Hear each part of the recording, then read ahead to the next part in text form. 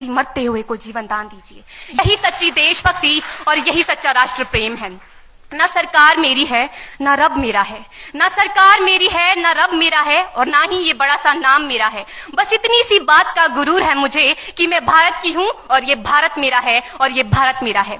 परंतु एक वैचारिक बीमारी हमारे समाज में मुझे नजर आती है। कहा जाता है हम दुनिया के सबसे बड़े लोकतंत्र हैं, जहां हिंदू पैदा होते हैं, मुस्लिम, सिख और ईसाई भी पैदा होते हैं, लेकिन बदकिस्मती है अब इंसान पैदा नहीं होते। और मेरे विचारों में ना हिंदू की जरूरत है, ना मुसलमान की जरूरत है। राष्ट्र निर्माण के लिए केवल अच्छे इंसान की जरूरत है, केवल अच्छे इंसान की जरूरत है। जरा सोच कर देखिए, ये पेड़ पौधे और शाखाएं भी परेशान हो जाएं अगर परिंदे भी हिंदू और मुसलमान हो जाएं।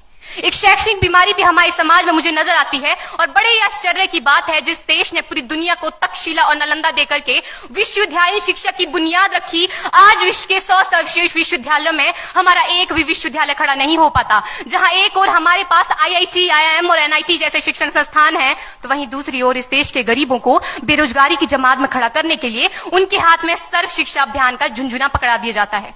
और मैं बता दूं, इस शैक्षणिक बीमारी का केवल एक कारण वो ये कि हमारे देश की शिक्षा नीति केवल दो तरह के लोगों के लिए बनती है। पहले वो जो विद्वान हैं और दूसरे वो जो धनवान हैं।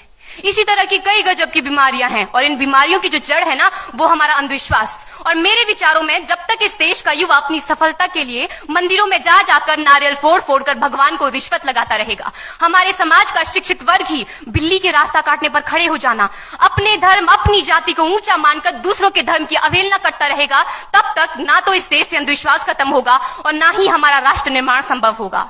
हमारी संस्कृति, हमारी सभ्यता को दुनिया ने शीश नवाया है, तो क्यों आस्था के नाम पर हमने अंधविश्वास फैलाया है? मेरे विचारों में हमारा राष्ट्र निर्माण तब संभव होगा जब इस देश में महिलाओं की पूजा नहीं, उनकी इज्जत की जाएगी। राष्ट्र निर्माण तब संभव होगा जब हम जातिगत आरक्षण नहीं बल्कि सामाजिक सशक्तिकरण पर बात करेंगे।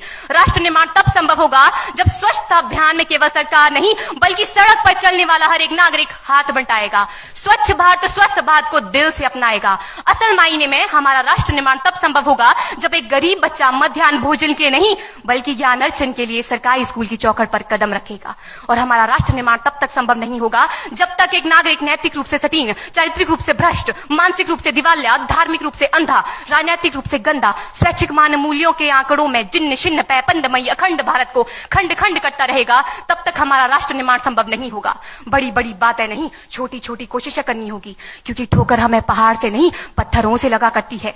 I being an Indian, I being a student, I being a symbol daughter of this motherland feel proud to be an Indian। और मैं सैल्यूट करना चाहूंगी सरहद पर दिन रात हमारी रक्षा के लिए खड़े हर उस जवान को, इस देश की पुलिस, प्रशासन और किसान को, और इस देश के हर उस व्यक्ति को जो अपना काम पूरी ईमानदारी, पूरी मेहनत और पूरी लगन से करते हैं, जिनके बिना राष्ट्र निर्माण की कल्पना करना भी असंभव सा लगता है। और आज इस मंच पर पूरी जिम्मेदारी के साथ मैं भारत की बेटी ये कहती हूं कि हमारा राष्ट्र निर्माण तब संभव होगा जब हम सभी, मैं, आप, हम सब मिलकर प्रयास करेंगे, क्योंकि हमारे देश की जिम्मेदारी नहीं है हमें आगे ले जाने की, हमारी जिम्मेदारी है अपने देश को आगे ले जाने की, अपने राष्ट्र को आगे ले जाने की, अपने वतन को आगे ले जाने की। तो अंत में मैं बस यही कहना चाहूंगी, मेरा हिंदुस्तान महान था, महान है, महान रहेगा।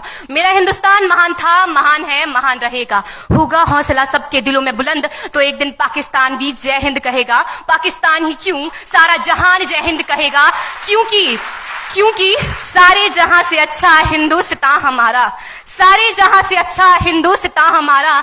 हम बुलबुलें हैं इसकी, ये गुलिस्तान हमारा, ये गुलिस्तान हमारा। जय हिंद।